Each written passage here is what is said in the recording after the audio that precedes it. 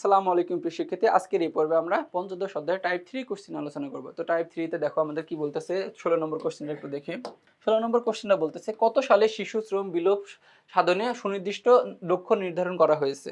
তো দেখো বলতেছে কত সালে শিশু শ্রম বিলোপ সাধনে শিশু যে শ্রম করছে এই শ্রম বিলোপ সাধনে সুনির্দিষ্ট লক্ষ্য নির্ধারণ করা হয়েছে মূলত আমাদের 2010 সালে। কত সালে? 2010 সালে। এইটা হচ্ছে কি সুনির্দিষ্ট লক্ষ্য নির্ধারণ করা হয়েছে। 17 নম্বর কোশ্চেনটা বলতেছে জাতিসংঘ শিশু অধিকার কনভেনশন অনুযায়ী শিশু কারা? তো আমরা বলতেছি যে 18 বছরের কম বয়সীরা সকলেই কি শিশু। দেখো জাতিসংঘ কনভেনশন অনুযায়ী 18 বছরের নিচে সকলেই কি শিশু নামে শিশু বলতেছে এখানে এই কনভেনশন অনুযায়ী। তারপরে 18 নম্বর কোশ্চেনটা বলতেছে যে জাতীয় শিশু শ্রম নিরসন আইনের লক্ষ্য কোনটি? আচ্ছা, জাতীয় শিশু শ্রম নিরসনের আইনের লক্ষ্য হচ্ছে মূলত দেখো যে শিশু মৃত্যু হ্রাস নাকি শিশুদের পুষ্টিহীনতা দূর করা না শিশুদের দ্বারা কাজ করানো বন্ধ করা। আচ্ছা, শিশু শ্রম নিরসন আইনের লক্ষ্য হচ্ছে মূলত শিশুদের দ্বারা কাজ করানো বন্ধ করা। এরপরে আমাদের 19 নম্বর কোশ্চেনটা বলতেছে দেখো শারফান নবম শ্রেণীতে পড়ে, দারিদ্র্যের কারণে সে একটি দোকানে কাজ করে, দুপুর 2টায় সে কাজে লেগে 2006 সাল দেখো কাজে গেলে 2006 সালের শ্রম আইন অনুযায়ী কি যে কয়টায় ছুটি পাবে? তো আমরা জানি যে সে সন্ধ্যা 7টায় ছুটি পাবে। তো সন্ধ্যা 7টার পরে তাকে আর কোনো কাজ করতে দেওয়া যাবে না। তো এটা আমাদের শ্রম আইনে বলা হয়েছে। এরপর আমাদের একটা উদ্দীপক আছে, উদ্দীপকটি পড়ে 20 এবং 21 নম্বর প্রশ্নের উত্তর দিতে বলতেছে। আমরা উদ্দীপকটা পড়ি।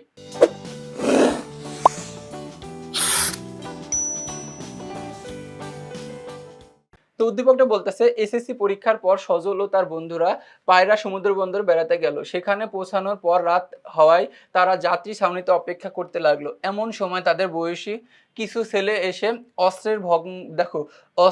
অস্ত্রভঙ্গ কি দেখিয়ে তাদের হচ্ছে কি অস্ত্রের ভগ্ন করে তারা মোবাইল, ল্যাপটপ, টাকা পয়সা, ঘড়ি সহ সব ছিনতাই করে নিয়ে গেল।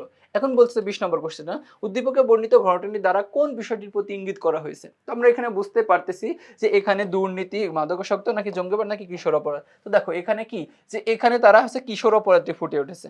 কি এখানে কিশোর অপরাধটি আমাদের ফুটে উঠেছে। এরপরে আমাদের 21 নম্বর কোশ্চেনে কি বলতেছে যে মাতৃত্বজনিত ছুটি 6 মাস কার্যকর করা হয় কখন?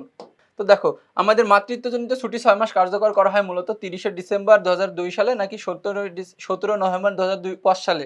আমরা জানি যে মাতৃত্বজনিত ছুটি 6 মাস কার্যকর মূলত হয় 9 জানুয়ারি 2011 সালে। দেখো এই 9 জানুয়ারি 2011 সালে মাতৃত্বজনিত ছুটি 6 মাস কার্যকর করা হয়। এরপরে আমাদের 22 নম্বর কোশ্চেনটা বলতেছে যে মাতৃত্বজনিত ছুটি বৃদ্ধির ফলে নবজাতক শিশুদের কোন সমস্যাটি দূর হবে? তো এখানে মূলত আমাদের অপুষ্টিজনিত যে ঘাটতি থাকবে, এই অপুষ্টিজনিত ঘাটতি এই জিনিসটা হচ্ছে কি সমস্যাটি দূর হবে মাতৃত্বজনিত ছুটি বৃদ্ধির ফলে।